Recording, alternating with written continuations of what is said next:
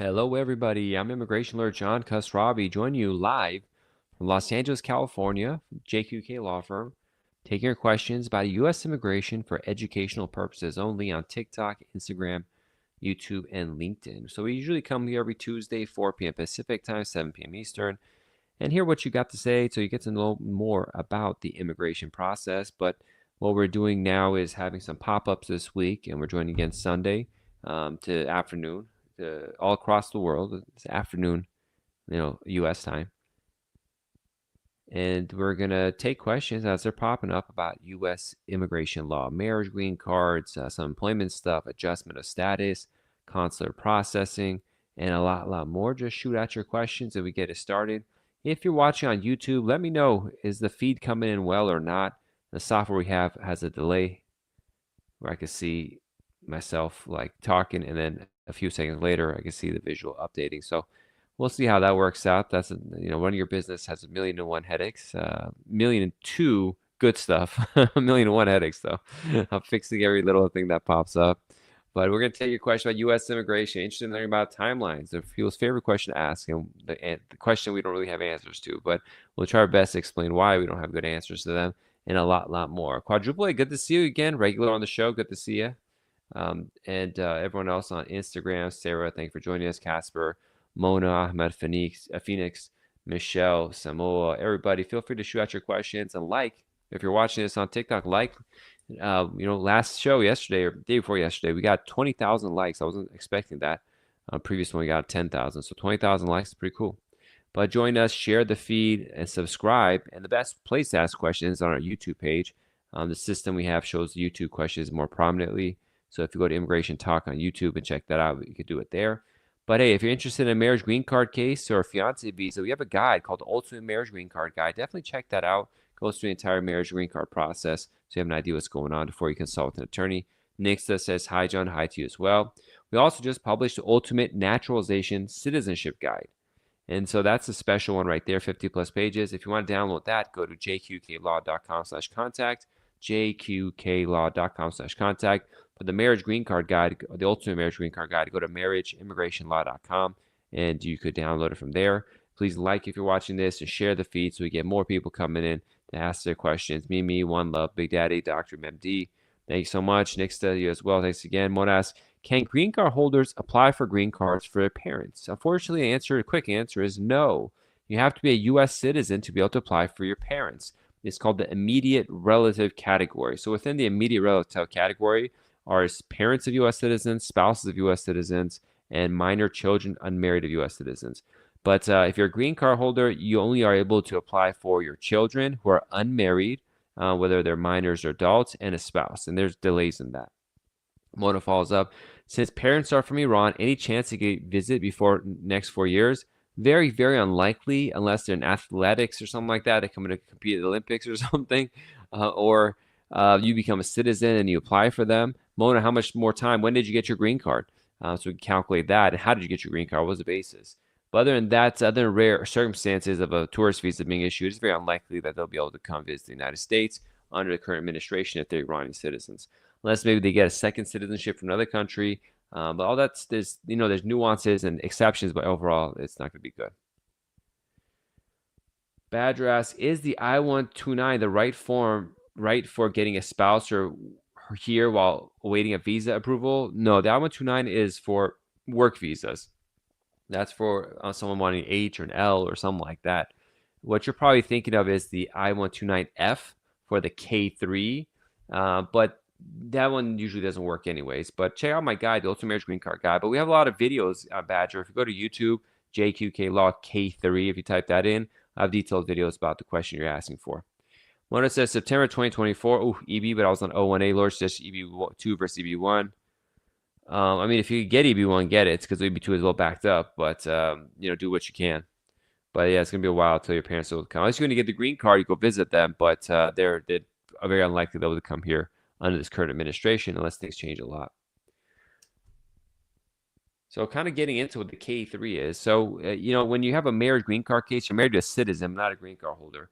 When you're married to a citizen, you file Form I-130 to bring your spouse here. But while it's pending, you could submit what's called an I-129F K3. And what the goal is that if that's approved, the government will do a quick visa interview with this foreign spouse and have them come to the United States to finish the process here. It's a hybrid of a fiance visa and an American green card case. But in practice, maybe there's 2 people a year who'd get that. So it's like we don't usually submit it. I've had clients beg me to submit it, so we did. And like 1 out of 5 or maybe 1 out of 10 times, it'll cause the I-130 to go faster. Instead of taking 12, 14 months, it'll take like 5 or 6 months. It happens sometimes, rarely.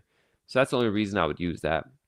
Nixa says, just to share my happiness, adjustment of status approved a few days ago for 2 minor kids of U.S. citizens. Congrats. Timeline 5 months with RFE without interview. Nice. So don't give up. Great point, Nixa. Appreciate that. And 2 minor kids of U.S. citizens. If they're living with the adjustment, then they automatically become citizens too. Should you look up into the Form N600 certificates of citizenship for the children? Very important to have that. Unfortunately, the filing fees are high. But based on what the current administration is doing in the future may happen, I definitely recommend looking into the certificate of citizenship. But thank you for sharing and congrats. Quadrula A asks, does the $100,000 H-1B visa fee apply to F1 students in the U.S.? No, if they're doing change of status, it actually does not apply. So that's great news right there. If you're watching this, wherever you watch this, please like and share the feed. Share and so other people can learn about it, come ask questions. But like too, I think that gets the attention of the people on TikTok. It keeps it going. Anaya says, are standalone I-130s with I-485 still being processed? Yes, all the time. Nixa says, thank you for all your advices, John. You're welcome, Nixa. Congrats. And if you have time, leave a 5-star review or 4 or 5 stars.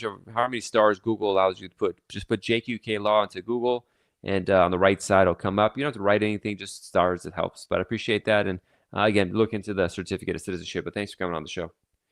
Kay Campo says, please clear up if I'm here. I'm on the U.S. on a J1. I'm moving to H-1B. Do you have to pay the $100,000 fee?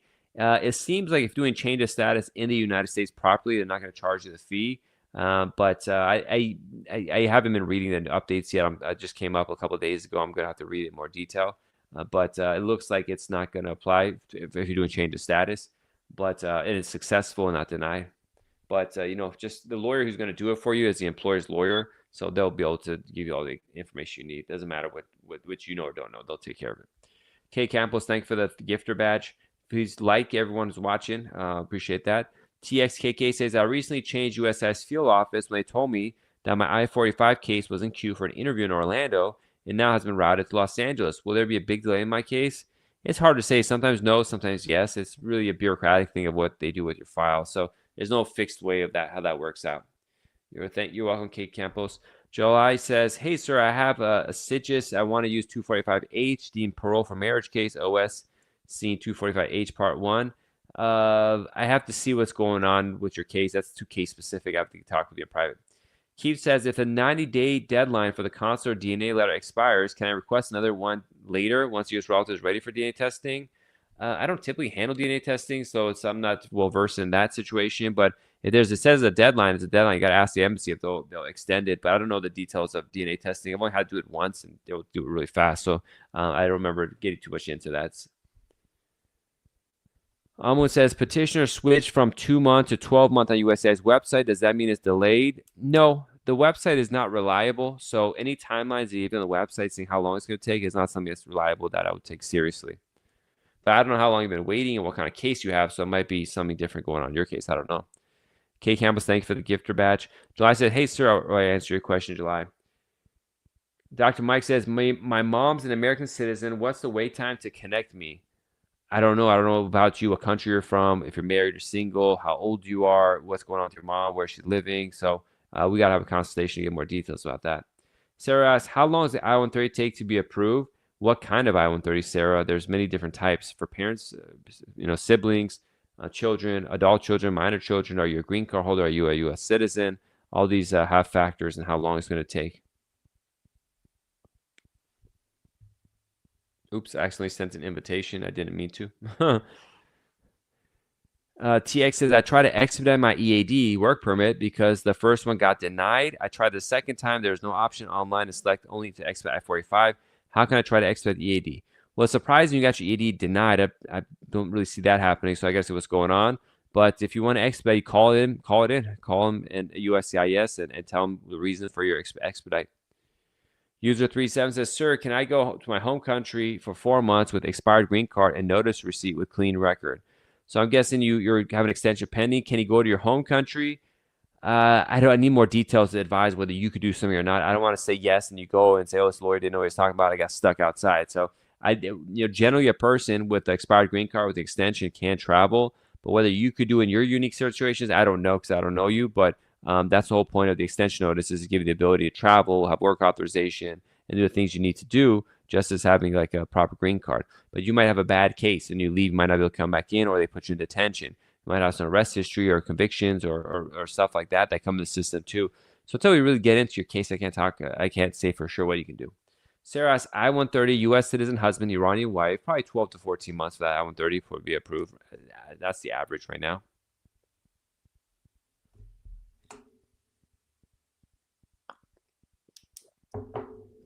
Feel free to shoot out your questions. Yup says, are you feeling okay? Yeah, sure. I'm just taking some notes, do some shorts and TikToks for people who are asking these questions that are repeatedly asked. So it'll be good to do it. I look tired. Yeah, I've had a long day, but I wanted to make sure to come in live and help everybody. And it looks different. The camera on my TikTok or watching it makes it look more tired than on YouTube and Instagram. So each camera has a different color and angle that makes it look different. But thanks for asking. All right, everybody, feel free to shoot out your questions and press like and share this feed again to get more questions. The more questions they are, the more excited I get, more livelier, and so look less tired, if you will. I just got to come home from a long walk with my kids and, exercise a lot today. Got to go out again later, but I want to get this live in because I enjoy having these conversations.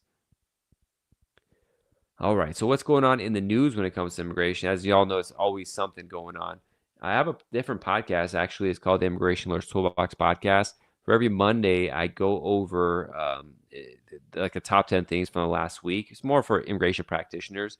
There's a lot going on. Like the government wants to restrict visas for people in Central America who cooperate with China. This is, the administration's wild ideas. The EB5 program is under scrutiny, but also they lowered the fee. The EB5 program is if you invest money into the United States and you want to get a green card that way.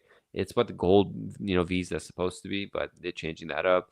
The immigration court just brought on a lot of judges, a lot of new judges, especially from the military, to be able to adjudicate cases in immigration court for deportation. That's going to be weird because immigration is very complicated. So bringing people that haven't done immigration to become immigration judges is a very tricky situation. For those who are getting tourist visas to come to compete in the United States, in some ways they made it easier for it to come for certain sports, not others, by updating the B1 business visa traveler, tourist traveler requirements. One big one is they're requiring that any person coming into the United States or leaving that's not a citizen to have their biometrics taken from them. So this is a new thing they're going to be starting. Even if you're Canadian, even if you're a green card holder, when you're leaving, they're going to have systems to take your picture. And so that's a big thing that's popping up. And, just be careful. Just because you have certain cases approved in the United States, if you're out of status, ICE does reserve the right to pick you up and detain you and potentially send to immigration court. So that stuff does happen. Recently, we had a colleague that told us they had a case where a person got an I-618 waiver approved. And they're waiting for their embassy appointment at the U.S. Embassy abroad. And while they're waiting, ICE came and picked them up, put them in detention in immigration court. They got to get that case closed before they get able to do consular processing. So it's a very unfortunate situation. They did that, wasting resources from the government and for people to do something like that. It's going to cost them a lot of money, a lot of time, both the government and the individual. So it's a messy situation they're putting people through. And so you got to be very careful and cautious. But if you are, you never know what's going to happen because the immigration situation is so peculiar and up in the air right now. But thanks everyone for joining us. Scarlett, Shahriar, Plant Life. Thank you, Sarah, Salman. Feel free to shoot out your questions. Sana says, hi, how can I contact with you? Very easy. Go to our website, jqqlaw.com, and click on the contact button or jqqlaw.com/contact and fill in the option there for just your information there. So I know who you are and what kind of case you have. And that way I can respond with more focused answers of what we're about and what we could do, how a consultation works. And sometimes you have a case that we just don't do. It's like we don't handle that particular case type. And that's where we tell you so you know are aware of it. But jqqlaw.com/contact. Shahriar asks, I just had a baby boy in the U.S. Congratulations. My IR1 interview is after 20 days. What? I need to update my case or nothing for now? By IR1 interview, does that mean you're doing adjustment of status in the United States? You don't need to update it. Just let them know you have a child at the interview. But I got no more information. But overall, you just update them, but it's not in particular. Sauna asks, how much is the consultation fee? It depends on what issue you have and how much time is needed. That's why I recommend going to the website and submitting that contact form request. I can see what's going on, how much time you need, and what kind of case is it, and we could take it from there. Overlord asks, my wife's from Colombia, got her green card in 4 months from the day we submitted. I'm guessing you did adjustment of status, and that's like going time right now. If you're doing I-130 adjustment status combo, in most places we're getting them done 3 to 6 months is pretty average right now, but it could be faster, slower. It's all over the place with these things. Overlord says, yeah. So yeah, for adjustment of status, it's pretty typical to get done 3 or 4 months right now. That's what's happening. We have cases in Los Angeles and in Santa Clara, San Francisco, having these kind of timelines happen. I have one case that's going longer, but I think there's national security issues involved in it. But typically, since the Trump administration came, things have gotten much faster. That's one of the positive things with Trump administration you wouldn't have thought, but a lot of cases that would be lingering for green cards, adjustment of status, be approved like much, much faster, sometimes in like a few months where they were taking a year. So that's been an incredible aspect. It's been very helpful and people are really happy about. A reminder, if you're interested in a marriage green card case, download our guide, The Ultimate Marriage Green Card Guide. Go to marriageimmigrationlaw.com. That's marriageimmigrationlaw.com to download the guide. And if you want to go through the citizenship process, we have an ultimate guide for that too, the Ultimate Naturalization and Citizenship Guide at jqqlaw.com/citizenship, jqqlaw.com/citizenship. Zanet asks, any hopes for Dreamers DACA on applying for citizenship or residency without getting married? Not anything particular. I mean, depending on how much unlawful presence days you've had, potentially you can go and do consular processing for certain work-based green cards or family-based. Potentially, you could get leave and get a waiver to come back in on H-1. These are tough. So essentially, I wouldn't do anything. Potentially, again, if you haven't entered lawfully, doing advanced parole might be a way to go, but we got to see what's going on, what the best benefit is there. But typically, DACA people, marriage is the way to solve it. Marriage U.S. citizen, not a green card holder, too. That's usually the way. Thank you for the gifter badge, Zanetta. Please like whoever watching this. Let's see how many likes you can get. We've been on for a while. Some days we get more likes than others. Thursday, we got 20,000 likes. It's crazy. Potul asks, my husband is in a detention center. Sorry to hear that. We want to file a habeas corpus petition, 2 months of, well, the rest of it cuts out. And we don't do habeas cases, but definitely find a lawyer who can file that. It's a lot of work, but get it in. So hopefully get out and live with you guys while the case is pending. Zanetta, thanks again for the gifter badge. Carlina, thanks for liking the live. Please like and subscribe so you can catch more of these pop-ups when they come. You can get your questions answered. I'll be on it for a few more minutes before we go on to the next thing. But again, I'm immigration lawyer John Khosravi. If you want to schedule a private consultation, please go to jqqlaw.com/contact and we'll get you there. We'll be on for another 2 or 3 minutes. If you want to get on the show and ask a question, please let me know. Let's see. Julie asks, EWI, got SIGs, now married to U.S. citizen. You want to use deemed patrol for SIGs for adjustment with marriage 245H. I'm not familiar with deemed parole for 245H, so I guess something I have to look into. I've had that scenario before. I don't handle SIGs cases too, so it's not my specialty. Poto says, yes, my husband's BLA was painting. I'm not sure what you mean. In our marriage case is I-618 pending. Oh, man. So I-618s are taking a while. So we need to get that approved. Sorry, his intention. That's a similar case that a colleague of mine just had to deal with. Hopefully the 618 gets approved and he can go and finish things off. Well, thank you for the gifter badge. All right. We probably got a minute left. Please shout out your questions and we could jump in and answer some general immigration-related questions. If not, I'll just call it a day today. Thank you so much for joining us. Again, I'm immigration lawyer John Khosravi. Follow us on TikTok, Instagram. Just look for JQK Law or U.S. Immigration Talk, and you'll find us. You'll be back on Tuesday, 4 p.m. Pacific, 7 p.m. Eastern. I guess 4 p.m. Pacific, 7 p.m. Eastern. Sana says, my son denied that visit 2 months before he can apply again or not. I think you're saying he was denied a tourist visa. Could he apply? Depends on what the denial is for. Was it basically 214B denial? Yeah, but it's probably going to be denied again. Joy says, SIG is deemed paroled for adjustment, but USCIS interprets SIG basis. So I have a case like that. Actually, I just remembered. And I was talking with lawyers because I don't deal with SIGs.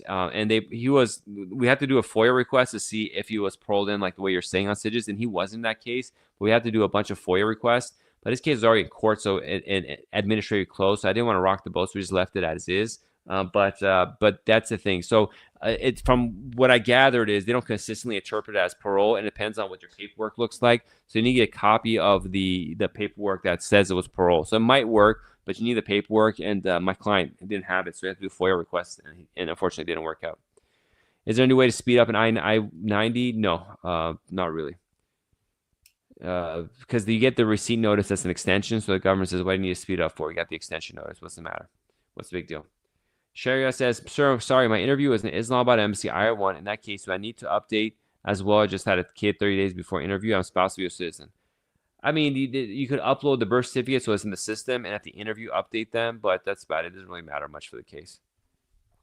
All right, everybody, thanks so much for joining us. God bless, be safe, and I'll see you all on Tuesday. Please join us. We'll be here at 4 p.m. Pacific time. Bye-bye.